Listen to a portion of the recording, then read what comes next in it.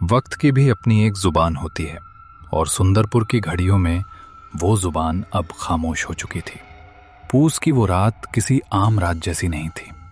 वो एक बद्दुआ थी जो सदियों पहले किसी ने इस जमीन को दी थी। आसमान से ओस नहीं बल्कि एक जहरीली ठंड बरस रही थी। घना सफेद कोहरा पूरे गांव पर ऐसे लिपटा हुआ था जैसे किसी ने मरे हुए जिस्म पर सफेद कफन उड़ा दिया हो। हवा इतनी भारी थी कि सांस लेने में भी फेफड़ों को मेहनत करनी पड़ रही थी। सन्नाटा इतना गहरा, इतना जानलेवा था कि अगर एक सूखा पत्ता भी पेड़ से टूटकर गिरे तो उसकी आवाज किसी धमाके जैसी लगे। सिर्फ एक ही आवाज थी जो इस खामोशी से बगावत कर रही थी। वो थी दूर कहीं से आते हुए आवारा कुत्तों के रोने की आवाज। वो रोना किसी भूख का नहीं था, वो चेतावनी थी। वो कुछ ऐसा देख रहे थे जो इंसानी आंखों से ओझल था। गांव के बस स्टैंड के पास जो अब वीरान पड़ा था, एक टीन की छत वाली छोटी सी दुकान थी। दुकान के बाहर एक अलाव जल रहा था।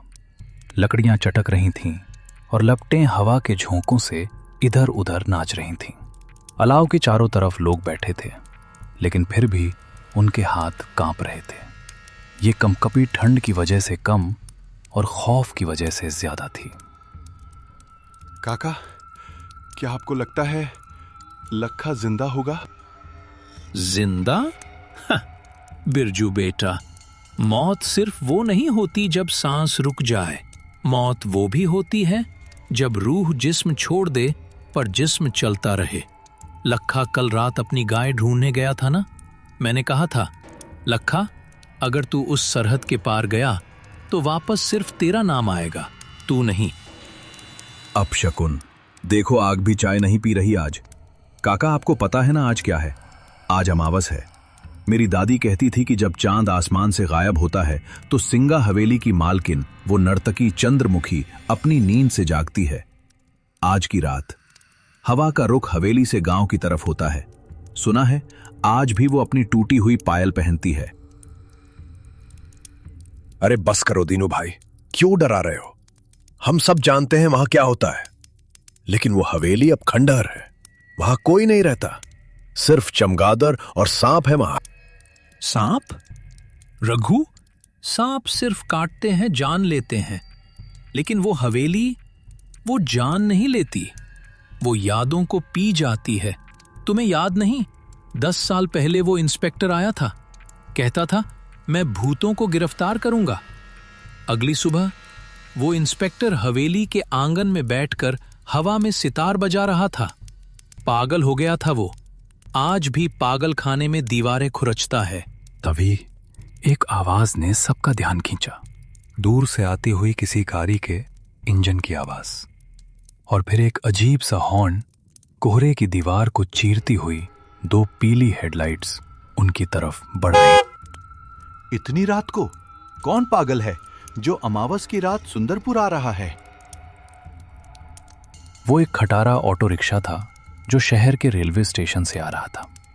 रास्ता उबड़ खाबड़ था और हर गड्ढे पर ऑटो ऐसे उछलता था जैसे उसके पुर्जे बिखर जाएंगे। ऑटो के अंदर 2 नौजवान बैठे थे, विक्रम और सुमित। दोनों की उम्र करीब 28-30 साल रही होगी। शहर के महंगे कपड़े पहने थे जो इस देहाती माहौल में अजीब लग रहे थे। विक्रम खिड़की से बाहर देख रहा था। बाहर सिवाय अंधेरे और कोहरे के कुछ नहीं था।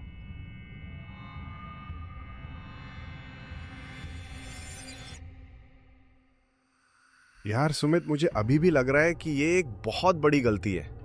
6 साल, पूरे 6 साल हो गए हमें यहां से गए हुए। तेरा वो बैक टू रूट्स वाला भाषण सुनने में अच्छा था, लेकिन हकीकत देख रहा है, यहां सड़क तक नहीं है, नेटवर्क भी गायब है। अगर हमें कुछ हो गया तो एम्बुलेंस भी सुबह तक नहीं पहुंचेगी। अरे विक्की भाई, तू हमेशा नेगेटिव ही सोचता है। देख, शहर के शोर से कितना सुकून है यहाँ। और फिर पापा की आखिरी इच्छा थी कि हवेली, मतलब हमारा वो पुराना पुश्तैनी घर, एक बार रिपेयर हो जाए। हम उसे बेचने ही तो आए हैं, बस 1-2 दिन की बात है। और वैसे भी मुझे बचपन में ये गांव बहुत पसंद था। याद है हम वो पीछे वाले बगीचे में क्रिकेट खेलते थे। हाँ याद है, और मुझे ये भी याद है कि शाम के 6 बजते ही दादी हमें घर के अंदर खींच लेती थी, कहती थी हवा बदल गई है। तभी ऑटो वाले ने अचानक ब्रेक मारा। ऑटो एक झटके के साथ रुका। विक्रम का सिर रॉड से टकराते टकराते बचा। अरे भाई देख के चलाओ, क्या हुआ, गाड़ी क्यों रोक दी? साहब माफ करना, लेकिन मेरा ऑटो इससे आगे नहीं जाएगा। विक्रम ने सुमित की तरफ देखा। सुमित के चेहरे पर भी थोड़ी घबराहट आ गई थी। ऑटो वाले ने उनका सामान, 2 बैग जल्दी जल्दी सड़क पर उतारा। वो सामने देखिए, कोहरे के बीच वो सिंगा हवेली है। आज की रात उस रास्ते से गुजरना मतलब अपनी मौत को दावत देना है। पैसे आप आधे दे देना, पर मैं आगे नहीं जाऊंगा। क्या? अभी तो गांव का मोड़ आया है। हमारा घर तो वो पीपल के पेड़ के उस पार है। यहाँ बीच जंगल में कैसे उतरेंगे हम? एक सलाह मानिए साहब, अगर रास्ते में कोई आवाज आए, कोई आपको नाम से पुकारे या कोई सुरीला गाना सुनाई दे तो रुकना मत, बस चलते रहना, पीछे मुड़कर मत देखना। इससे पहले कि विक्रम कुछ और पूछता, ऑटो वाले ने किक मारी। ऑटो घर घर आया और फिर इतनी तेजी से यूटर्न लेकर भागा जैसे उसके पीछे कोई शैतान पड़ा हो। धूल और धुएं के गुबार में विक्रम और सुमित अकेले रह गए।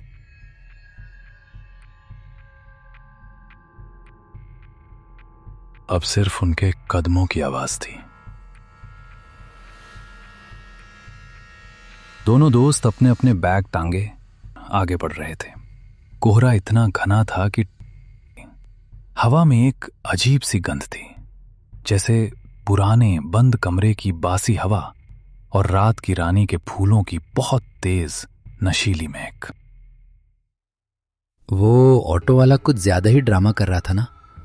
वैसे तुझे वो बचपन की कहानी याद है जो काका सुनाते थे कि उस हवेली में एक तवायफ रहती थी, चंद्रमुखी, जो अपने प्रेमी के इंतजार में गाते गाते मर गई।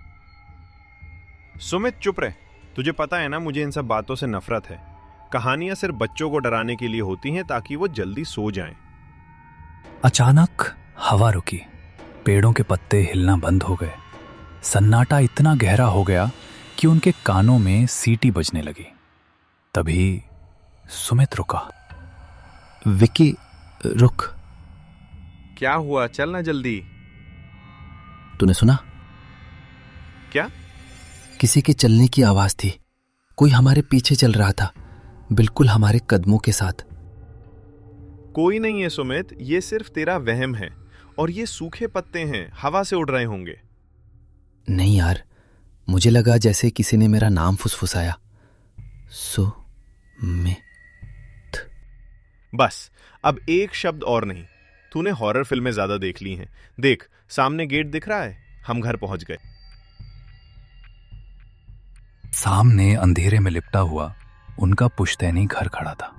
यह घर कभी आलीशान रहा होगा, लेकिन आज ये किसी बूढ़े बीमार जानवर जैसा लग रहा था। दीवारों का प्लास्टर उखड़ चुका था, लोहे के गेट पर जंग की मोटी परत थी, और घर के ठीक पीछे लगभग 200 मीटर की दूरी पर जंगल के बीचों बीच सिंगा हवेली का काला साया खड़ा था। हवेली की खिड़कियां टूटी हुई थीं, जो अंधेरे में किसी खोपड़ी की खाली आंखों जैसी लग रही थीं। जैसे ही उन्होंने गेट खोला, एक लालटेन की रोशनी उनकी तरफ पड़ी।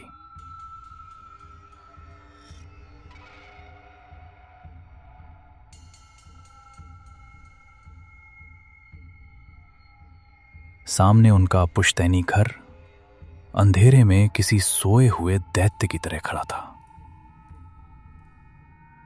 बरामदे में एक लालटेन टंगी थी, जिसकी लौ हवा से जूझ रही थी। उसकी मध्यम रोशनी में एक साया हिला। कौन है वहां? मेरे पास लाठी है, चले जाओ यहां से। काका शांत हो जाइए, मैं हूं विक्रम, और ये सुमित है। छोटी मालिक, विक्रम बेटा, हे भगवान। हरिया काका, जो विक्रम को बचपन में अपने कंधों पर घुमाया करते थे, आज उन्हें पहचान नहीं पाए। उनकी उम्र 60 के पार थी, लेकिन आज रात वो 80 साल के लग रहे थे। चेहरे पर झुर्रियां गहरी थीं और आंखों में ऐसा डर था जो सिर्फ मौत को करीब से देखने पर आता है। तुम लोग इतनी रात को? मैंने खत में साफ साफ लिखा था सूरज ढलने से पहले आ जाना। तुम लोगों को अंदाजा भी है कि तुम किस वक्त इस घर की दहलीज पर खड़े हो? अरे काका रिलैक्स कीजिए, ट्रेन लेट थी, फिर ऑटो वाले ने नखरे किए, अब हम आ गए हैं ना। चलिए अंदर चलिए, बाहर बहुत ठंड है। ठंड नहीं है सुमित, ये उसकी सांसें हैं। जल्दी जल्दी अंदर चलो, और खबरदार पीछे मुड़कर मत देखना, चाहे कोई भी आवाज आए।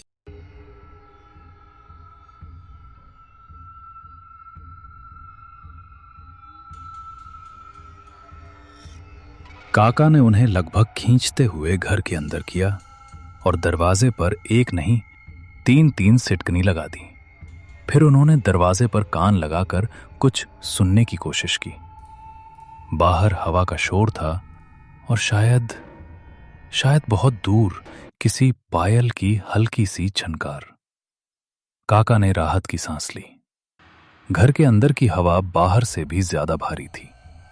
हॉल में अंधेरा था। फर्नीचर पर सफेद चादरें ढकी थीं, जो धूल की वजह से भूरी हो चुकी थी। कोनों में मकड़ी के जाले ऐसे लटक रहे थे जैसे किसी ने पुराने धागे छोड़ दिए हों। उफ, काका, यहां तो सांस लेना भी मुश्किल है। आपने सफाई नहीं करवाई? मालिक, मैं दिन के उजाले में ही आता हूं। इस घर में रात गुजारने की हिम्मत अब मुझ में नहीं रही। क्यों काका? ये घर तो हमें बचपन में बहुत पसंद था। याद है विक्की, हम छुपम छुपाई खेलते थे। काका, वो हमारा पीछे वाला कमरा, ब्लू रूम, वो तैयार है ना? हम वहीं सोएंगे। वहां से पूरा जंगल और हवेली दिखती है। नहीं, खबरदार जो उस तरफ कदम भी बढ़ाया। वो कमरा अब वो कमरा नहीं रहा, वो रास्ता बन चुका है। मैंने उस कमरे के दरवाजे पर ताला जड़ दिया है। काका, आप होश में तो हैं? वो सिर्फ एक कमरा है। उसकी खिड़की से व्यू अच्छा आता है, इसलिए सुमित वहां जाना चाहता है। खिड़की दोनों तरफ से खुलती है बेटा, तुम बाहर का नजारा देखोगे। लेकिन अगर उसने तुम्हें देख लिया तो क्या होगा? पिछले महीने रामू का जवान बेटा सिर्फ कौतूहल में उस खिड़की के पास खड़ा था। उसने वो धुन सुन ली। अगले दिन उसकी लाश उसी कमरे में मिली। उसका मुंह खुला हुआ था और उसकी आंखों में सफेद पत्थर जैसी चमक थी। काका की बात सुनकर हॉल में एक भारी खामोशी छा गई। सुमित की नजर अनजाने में हॉल के उस कोने में चली गई जहां अंधेरे में वो वर्जित दरवाजे पर एक बड़ा जंग लगा ताला लटका हुआ था। क्या इस घर में कोई बिल्ली है? मुझे लगा जैसे किसी के नाखूनों से लकड़ी खुरचने की आवाज आ रही है उस बंद कमरे की तरफ से। विक्रम, तूने काका की बातें दिल पे ले ली हैं। ये पुराना घर है, लकड़ियां चटकती हैं, चूहे होंगे। खाना खा और सो जा। सुबह होते ही हम इंजीनियर को बुलाकर काम शुरू करेंगे और शाम तक वापस शहर निकल जाएंगे। हाँ बेटा, सो जाओ। मैंने तुम दोनों का बिस्तर यहीं हॉल में लगाया है। मैं बरामदे वाले कमरे में सोऊंगा। और सुनो, अगर रात को प्यास लगे तो मटका यहीं पास में रखा है। उस तरफ मत जाना। चाहे कोई रोए चाहे कोई गाए, हिलना मत।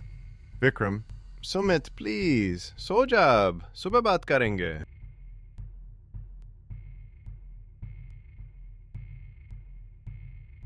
रात गहरी हो चुकी थी। विक्रम अपनी थकान की वजह से तुरंत सो गया। उसकी खर्राटों की हल्की आवाज हॉल में गूंज रही थी। लेकिन सुमित अपनी रजाई में लेटा छत को घूर रहा था। उसकी आंखों में नींद का नामो निशान नहीं था। उसे एक अजीब सी बेचैनी हो रही थी, जैसे उसके शरीर के अंदर चींटियां रेंग रही हों। वो बार बार करवट बदल रहा था। उसकी नजरें न चाहते हुए भी अंधेरे में उस ताले वाले दरवाजे पर जाकर टिक जाती थीं। तभी हवा का रुख बदला। वो आवाज, वो धुन शुरू हो गई। पहले बहुत धीमी, जैसे कोई कान में फुसफुसा रहा हो, फिर थोड़ी तेज। ये कोई साधारण संगीत नहीं था। सुमित, इतने साल कहाँ थे तुम? मेरी धुन अधूरी है, आओ इसे पूरा कर दो। नहीं, ये वहम है।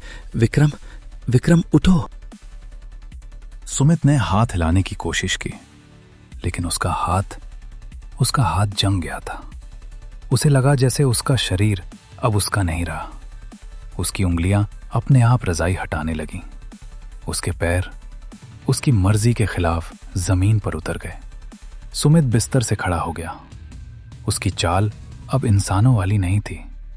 वो किसी कटी हुई पतंग की तरह हवा के बहाव में बहता हुआ उस बंद दरवाजे की तरफ बढ़ने लगा। उसकी आंखों की पुतलियां गायब हो चुकी थीं। सिर्फ सफेदी बची थी। उसके चेहरे पर एक अजीब सी शांति भरी मुस्कान थी। वो दरवाजे के पास पहुंचा। उसने अपना हाथ उस जंग लगे ताले पर रखा। ताला, जो लोहे का था, सुमित के छूते ही बर्फ जैसा ठंडा हो गया। बिना चाबी के सिर्फ छूने भर से ताला खुल गया। जंजीरें जमीन पर गिर गईं। आवाज से विक्रम की नींद में खलल पड़ा। उसने करवट बदली। सुमित, रात के करीब 2 बज रहे थे। हॉल में अचानक तापमान गिर गया था। इतनी ठंड थी कि सांस भी धुएं की तरह बाहर निकल रही थी। इतनी ठंड क्यों है? काका, खिड़की खुली रह गई क्या? विक्रम, जो थका हुआ था और गहरी नींद में था, एक अजीब सी सिहरन से जाग गया। उसे लगा जैसे किसी ने उसके चेहरे पर बर्फ का ठंडा हाथ रख दिया हो। विक्रम ने अपनी रजाई कसने की कोशिश की। उसकी आंख खुली। बगल का बिस्तर खाली था। सुमित वहां नहीं था। सुमित, पानी पी रहे क्या? विक्रम उठ बैठा। हॉल में गहरा अंधेरा था। सिर्फ वो छोटी सी मोमबत्ती अपने आखिरी सांसें गिन रही थी। उस मध्यम रोशनी में विक्रम ने जो देखा, उससे उसका गला सूख गया। वो वर्जित दरवाजा, जिस पर काका ने ताला जड़ा था, वो चौपट खुला था। ताला और लोहे की जंजीरें जमीन पर ऐसे पड़ी थीं जैसे सांप ने अपनी केचुली छोड़ दी हो। उस खुले दरवाजे के उस पार घना काला अंधेरा था और हवा की डरावनी साएं साएं आ रही थी। सुमित, मजाक मत कर यार, बाहर आ जा। लेकिन जवाब में सिर्फ हवा की सीटी सुनाई दी। रोशनी की एक पतली लकीर उस खुले कमरे के अंदर गई। कमरा खाली था। विक्रम दौड़कर खिड़की के पास गया। उसने बाहर झांका।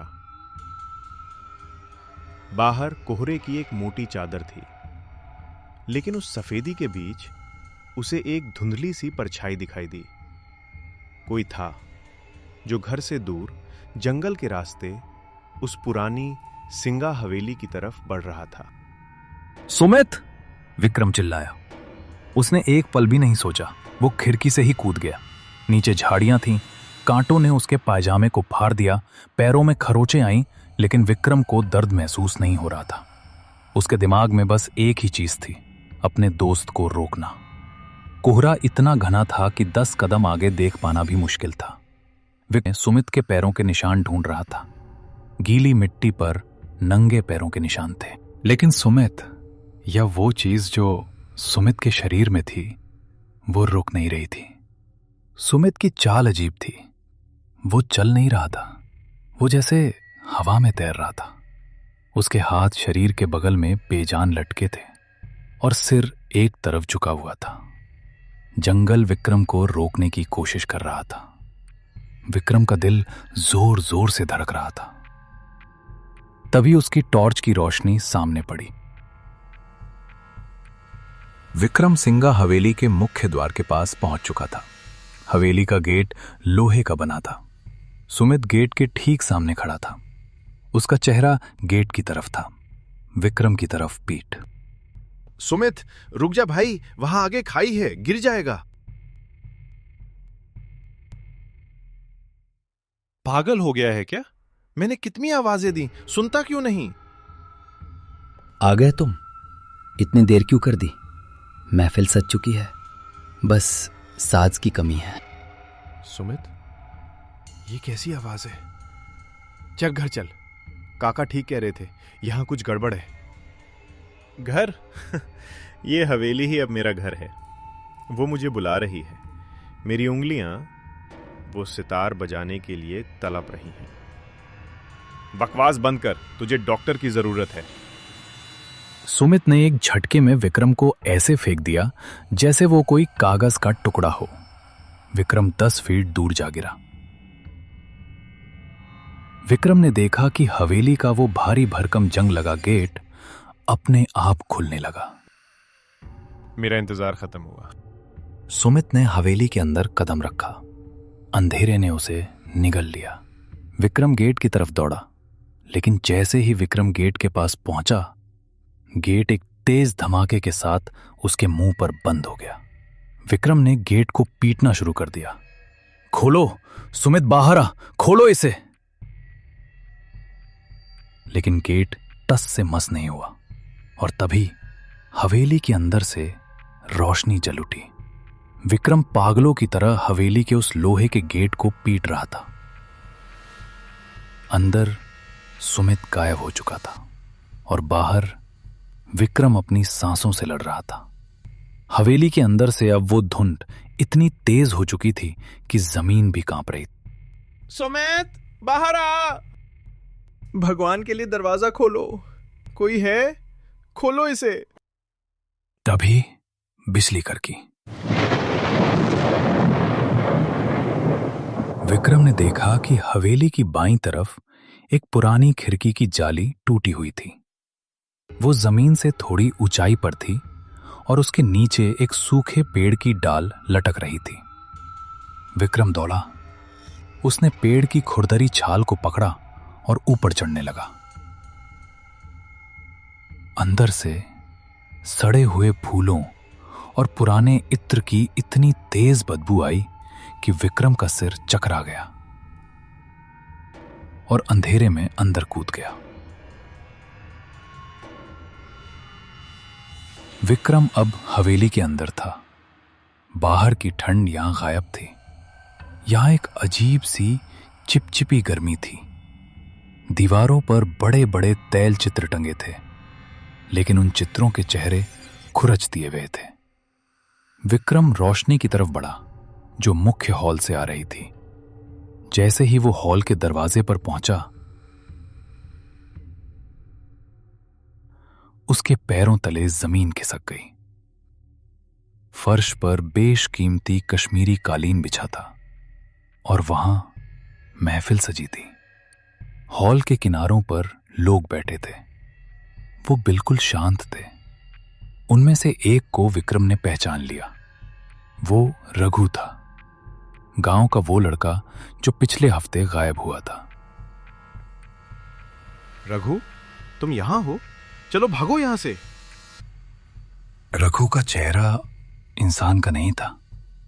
उसकी त्वचा स्लेटी रंग की हो चुकी थी। उसकी आंखें पथरा गई थीं। वो पत्थर की मूर्ति बन चुका था।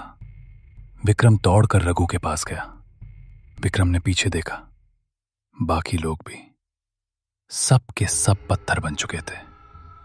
ये वो बदकिस्मत लोग थे जिन्होंने वो धुन सुनी थी। हवेली ने उन्हें मारा नहीं था, उन्हें अपना दर्शक बना लिया था, हमेशा के लिए। तभी विक्रम की नजर हॉल के बीचों बीच गई।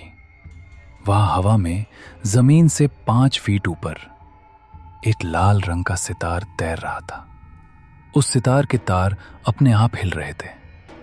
कोई अदृश्य उंगलियां उसे बजा रही थी और उस सितार के ठीक नीचे सुमित खड़ा था। सुमित का शरीर हवा में थोड़ा ऊपर उठ रहा था। उसका हाथ धीरे धीरे उस सितार की तरफ बढ़ रहा था। जैसे ही वो उसे छुएगा, उसका भी वही हाल होगा जो रघु का हुआ। कितनी सुंदर है ये। मेरे हाथ मेरे हाथ इसे छूना चाहते हैं। सुमित नहीं, पीछे हट, वो साज नहीं, वो मौत है। विक्रम सुमित की तरफ दौड़ा, लेकिन जैसे ही उसने हॉल के बीच वाले हिस्से में कदम रखा, एक अदृश्य दीवार ने उसे टक्कर मारी। विक्रम गिर पड़ा। हवा में एक गूंजती हुई क्रोधित औरत की आवाज आई। खामोश, मेरी महफिल में शोर मचाने की जरूरत कैसे हुई? ये मेरा नया साजिंदा है। बरसों पहले उन्होंने मेरे हाथ काट दिए थे ताकि मैं बजा न सकूं। कहा था तेरी कला सिर्फ हमारे लिए है। जब उन्होंने मुझे मारा तो मैंने कसम खाई थी, अब मैं खुद नहीं बजाती, मैं दूसरों के हाथों से बजाती हूं। और जब वो बजाकर थक जाते हैं तो मैं उन्हें अपनी कला बना लेती हूं, पत्थर की मूरत। नहीं, मैं सुमित को पत्थर नहीं बनने दूंगा।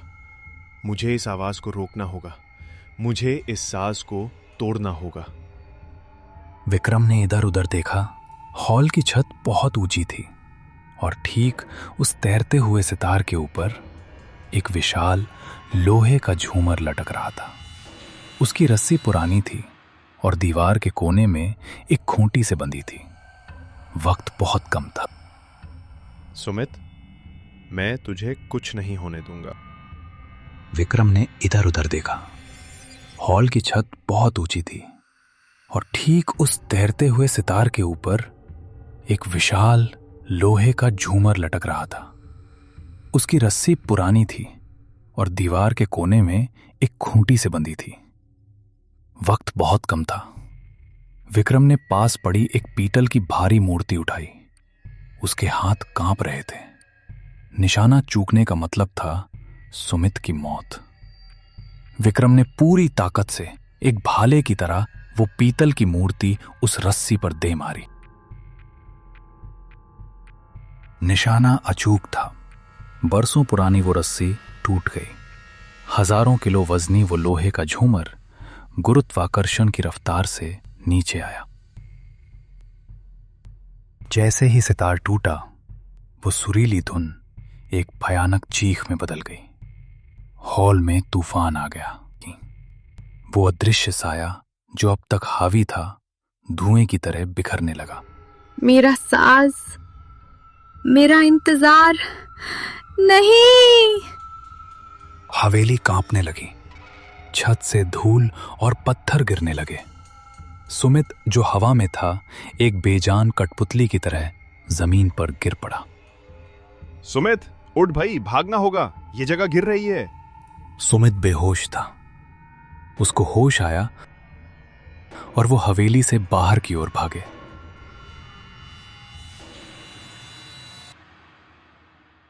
जैसे ही वो बाहर आए, धूल का एक विशाल गुबार उठा और फिर सब कुछ शांत हो गया। विक्रम और सुमित वहां से भागते हुए जंगल से घर की तरफ भागे।